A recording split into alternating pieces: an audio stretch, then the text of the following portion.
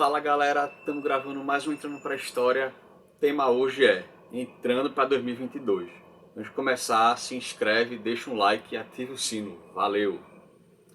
Então vamos lá galera, primeiro tema, né? Pandemia. A gente vai ter um ano melhor na pandemia de 2022. A gente pode esperar algumas ondas ainda de contágio, porém, com a vacinação avançada, isso felizmente não vai resultar em um lockdown como a gente teve em 2020, né? 6 meses parado e tal, sei o que.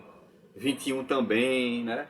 Aquela fase de março, setembro. O que a gente vai ter agora é alguns possíveis lockdowns ou restrições. Mas é mais fácil ter uma restrição ou um breve lockdown, coisa assim de um mês, para tentar conter, né, o contágio. Então a gente vai ter um ano que a gente vai acabar ele provavelmente com a população vacinada, quase toda ela. Sempre vai sobrar um resquício, mas a gente vai ter um grande avanço e muita coisa vai voltar ao normal e outras não, vão ficar sob trabalho remoto, né? É um legado que a pandemia vai deixar e é basicamente isso.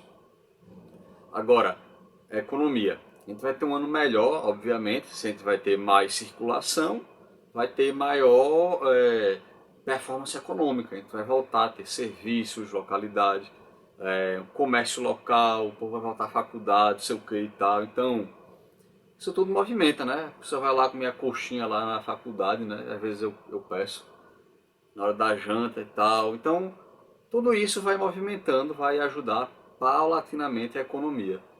Então vai ter um ano de praticamente normalidade.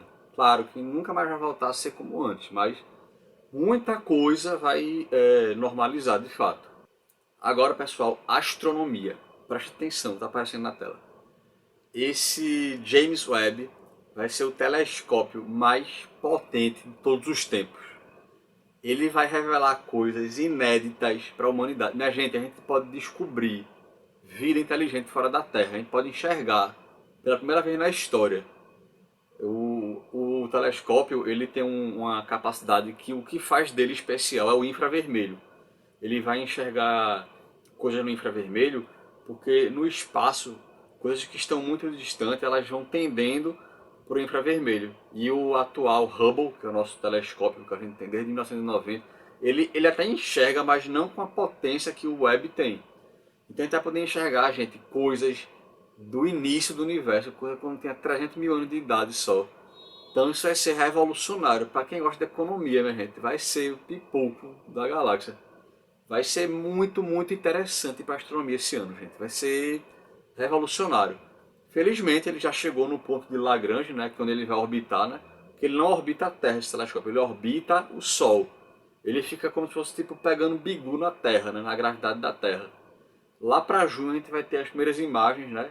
Então vai ser fantástico, gente. A expectativa tá a mil. Então vamos lá, vamos aguardar junho, né? Primeiras imagens e é isso. Agora, política brasileira, né? Chegou, né, o grande ano, né? O grande confronto aí. E o que se espera é um segundo turno entre Lula e Bolsonaro, né? São os dois maiores líderes políticos do Brasil. Torcer, né, para Lulinha Paz e Amor voltar. Então uma volta assim, um caminho progressista, né? A gente combate o negacionismo e tudo indica que Lula vai ganhar a eleição, né? Bolsonaro ele saiu muito machucado dessa pandemia, né? Porque também, obviamente, ele teve uma performance que ele negligenciou totalmente, né? E isso queimou muito o filme dele. Até hoje ele ignora muita coisa, com a questão de vacina, máscara, deboche, né? Defender a imunidade de rebanho. Então, assim, entre esses dois, vai ser um dos dois a final do segundo turno, certamente, né? São as duas pessoas que mais têm mobilização política no Brasil. Então vai ser eles dois. Não quer dizer que Bolsonaro é um grande líder, mas quer dizer que ele tem grande mobilização. Né? Isso é fato. São os dois maiores no Brasil. E correndo, né, pela terceira via, que estão dizendo aí, né? A gente vai ter nomes, né, como Sérgio Moro, Ciro, Dória. Então eles vão lutar, mas não vão sair dos 10% cada um. Eles têm alguma força, mas não bastante para furar, né, o dualismo Lula-Bolsonaro. Porque o pessoal estava dizendo, né, que em 18 esse confronto de Lula-Bolsonaro vai ser o confronto do século, os peixinhos saírem do mar, o dia vira noite, ter tempestade, ópera apocalíptica.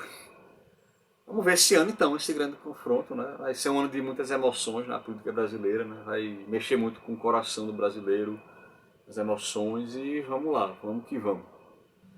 Agora, galera, a pauta é geopolítica global. Primeiro deles vamos para a Ásia e na Ásia vamos para a China. Tá vendo aí Xi Jinping, né? A China, pessoal, a gente pode esperar o que dela? Se consolidar cada vez mais como um protagonista global, cada vez mais na cola dos Estados Unidos. Né? As previsões já dão que em 2027 a China vai ultrapassar os Estados Unidos no PIB, né? Então vai ser uma revolução isso, tipo, pela primeira vez em mais de 100 anos um país vai ultrapassar os Estados Unidos. E vai acontecer mais cedo ou mais tarde, né? Já está pertinho, né? Daqui a 5 anos isso acontece. Então a gente vai ver uma China fortalecida pós-pandemia, um governo em questões domésticas fortalecido, né? Combateu rigidamente a pandemia, uso de máscara, controle total da circulação do povo no país. Então, Xi Jinping está no auge do seu governo, está vivendo assim a glória chinesa, né? O Oriente está no auge. A gente pode esperar cada vez mais avanços militares, políticos, econômicos, tecnológicos, 5G, 6G. Depois eu vou falar mais tarde no vídeo. Então a China vai sair nesse ano como ainda mais protagonista. Né? Ano a ano ela vai botando um tijolo nesse seu castelo da grandeza política, né, global. Então pode esperar isso da China. Agora, Coreia do Norte, né? A gente pode esperar o quê? Kim Jong-un, como líder da Coreia do Norte, né, ditador norte-coreano, tem o seu poder absoluto, né, como sempre foi, vai voltar com a questão nuclear, né, a lançar mísseis, coisa que tinha parado, né, na época do acordo com Trump, mas como esse acordo não vingou, então eles estão retomando essa questão e vão continuar provocações, lançando mísseis no mar do Japão, continuar esses conflitos que tem na Ásia com o Japão, Coreia do Sul, até mesmo com a China, apesar de ser uma aliada, né? A China se incomoda com essa questão dos mísseis nucleares. Então, a gente pode esperar isso, sem muitas mudanças na economia ou na política norte-coreana. É um país bastante rígido nessa questão, então não vai haver mudanças nesse aspecto. Mas claro que tudo pode acontecer, né? Ninguém sabe. Tipo lá. Com Biden no poder, Biden não parece ter dado continuidade a um acordo com Kim. Então, não tem muitas possibilidades de mudanças até agora. Porém, pessoal, como houve uma pandemia agora, está havendo a pandemia, isso deixa marcas indeléveis. Então, de alguma forma, isso pode gerar alguma coisa na Coreia do Norte, o que ninguém sabe. Mas é sempre possível uma mudança. Bem, pessoal, Irã. A gente tem no comando do Irã Ebrahim Raisi, e ele é extremamente conservador, e ele está tendo um acordo com a China agora, né, de financiamento em questões energéticas, mobilidade, transporte. Isso tudo vai fortalecer o Irã, né, na geopolítica asiática. Então, o Irã vai crescer ainda mais. Né? Tem a questão do acordo nuclear, que teve com o Ocidente, que vingou, aí depois não vingou porque Trump quis romper o que Obama tinha feito. Então, o Irã vive um impasse muito grande, sempre um acirramento com os Estados Unidos e tal, mas, querendo ou não, o Irã tem protagonismo no continente. Então, é até global, se a gente pode falar assim, né? Então, o Irã vai ter uma voz nesse ano importante. Aguardemos os resultados. Questão Israel-Palestina. Bem, continuar o conflito, né, tradicional, que não acaba nunca, né, infelizmente, com certamente nenhum progresso, provavelmente, e, como sempre, conflitos que vão repercutir na imprensa global. Bem, agora, América Latina. A gente pode esperar o quê? Uma guinada à esquerda, né? Que é isso que está acontecendo na prática, né? Tem agora no Chile e tudo mais. O Brasil, tudo indica que Lula vai voltar ao poder, né? A Argentina teve, então, o México, então, Peru, Bolívia. Então, muita coisa está acontecendo, né? A América Latina viveu um breve viés à direita, né, nos últimos anos, 5, 6 anos. Só que foi breve, a experiência não foi muito bem aceita pela população, então voltar à esquerda, né? E é o que eu acho provável de acontecer como historiador, porque defendo que em países do capitalismo periférico, A tendência é, quando um governo de esquerda chega ao poder, se ele for minimamente bem organizado, a tendência é o povo votar muito mais na esquerda do que na direita, por uma questão social, entendeu? A população se sente mais acolhida com governos que priorizam o social. Então é basicamente isso. Bem, Estados Unidos. Biden, presidente, permanece morno, né? Ele tem uma personalidade mais contida, se comparado com Trump, né? Claro, ele continua como presidente da maior potência econômica, militar do mundo. Então ele tem muito poder e vai continuar usando seu poder no planeta inteiro, influenciando. Porém, a tendência é que cada vez mais a China e Rússia tomem essa voz, ou de alguma forma equilibrem mais essa voz, se a gente pode falar. Então, a gente não prevê grandes mudanças esse ano nos Estados Unidos. Não vai ter eleição lá, não é presidente pelo menos, então é basicamente isso, um ano bem tranquilo. Agora, pessoal, preste atenção, Europa, Rússia e Ucrânia. Está tendo um conflito muito grande entre os dois, inclusive agora estão fortemente acirrados os ânimos com tropas militares nas fronteiras. Isso está deixando o clima extremamente tenso entre os dois, muito pesado, né? Tudo isso começou em 2014, né? Vocês devem lembrar quando a Península da Crimeia foi anexada pela Rússia, né? Há uma questão entre uma parte da Ucrânia que é pró-Rússia e outra parte que é aversa à Rússia. Isso tudo gera um conflito e a Crimeia, a população queria ser parte da Rússia, então e a Ucrânia nunca aceitou essa anexação, né? Então tá muito pesado o clima. Realmente tem que ter cuidado para não rolar nenhum erro e se desencadear uma guerra. Particularmente eu acho que não vai rolar uma guerra, né? Até porque isso não seria bom economicamente para os dois, mas para você mostrar respeito, impor potência, poder, questão militar e tudo mais, você mostra que você grita alto, né? Você bate forte, né? É como uma frase que tem, né, popular de um presidente americano, né, do Big Stick, né? Você mostrar que tem um bastão forte.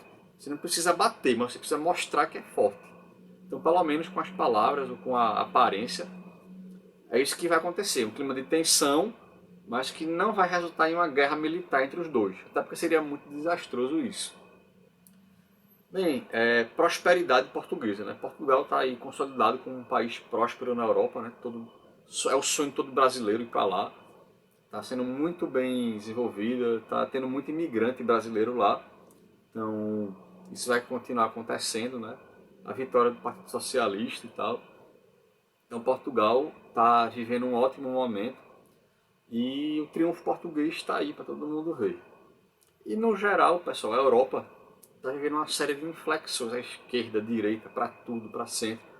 Porque dentro dos anos para cá, a temperatura política no mundo subiu muito. Então, mesmo você sendo até centrista, moderado, a população fica olhando, ele é um pouco mais para a esquerda ou para a direita.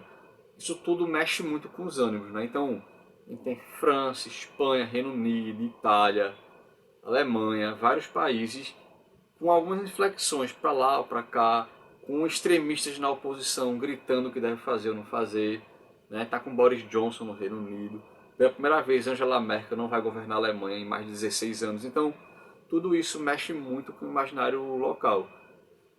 A gente tem alianças com esquerdistas e direitistas na Itália, por exemplo, né? Tem a França com Emmanuel Macron, também uma pessoa mais moderada e tal. Então, tá tendo uma série de pequenos acontecimentos que estão envolvendo, né, a Europa. Bem, pessoal, África. Infelizmente, né, vai continuar a ter muitos conflitos, como sempre houveram, né? Instabilidade política e local. Não há muitas novidades nesse aspecto. Mas a Nigéria é um país que ela vem discretamente crescendo cada vez mais e tem uma população crescendo bastante. Inclusive vai se tornar no futuro um dos países mais populosos do mundo. E consequentemente pode tornar uma grande economia também no mundo. Então, é um país que promete, a gente não pode dizer muita coisa no momento, mas tem um potencial germinado. Em tecnologia, pessoal, 5G, né? Chegar ao Brasil finalmente, né? E embora em outros lugares já esteja falando do 6G até, né? Isso vai cada vez mais trazer conexão com o celular, vai crescer sua importância, mudar as relações de trabalho, de desenvolvimento, operação de muita coisa. Hoje em dia mesmo, eu pago minha conta do celular, antes de ir na lotérica ali do lado, ficar no sol ali, ó. Lembro até hoje, eu com boleto, né, com 15 anos, e ela pagar as contas. Hoje a gente tá aqui na sombra, ventilador. Então, querendo ou não, isso pode parecer besteira, mas isso muda as relações de trabalho, de ocupação dos espaços. Ah, antes tinha uma fila ali, hoje não tem mais. E aí? Será que vai fechar os estabelecimentos comerciais? Então, cada vez mais o 5G, né, a tecnologia em geral, a internet, vem se agigantando e isso vem mudando as coisas. Ó, Uber Eats, muita coisa a gente faz hoje com o celular. Então, o celular está de um jeito, pessoal, que ela englobou, está crescendo mais do que a TV, está mudando realmente nossas vidas sem a gente perceber discretamente. E esse ano a gente vai sentir aqui no Brasil um grande impacto do 5G. Bem, esse ano será o centenário da Semana de Arte Moderna, né, de 1922. Isso deve ser lembrado talvez nas artes. É possível que haja uma tentativa de nova Semana da Arte Moderna, né?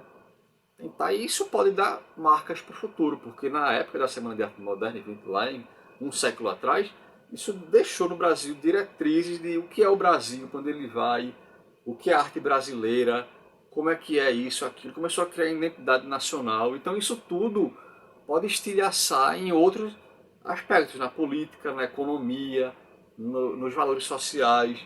Isso tudo pode deixar, né, respingando marcas que podem perdurar por esse século XXI inteiro. Então, é possível deixar sim marcas futuras.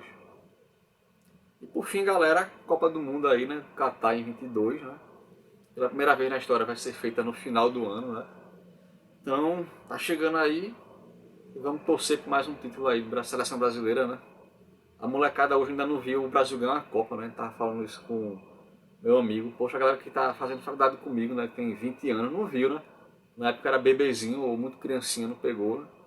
Então pra eles pode ser inédito. Eu vi, na época eu tinha 9 anos, aí torcer pra ver o segundo título, né?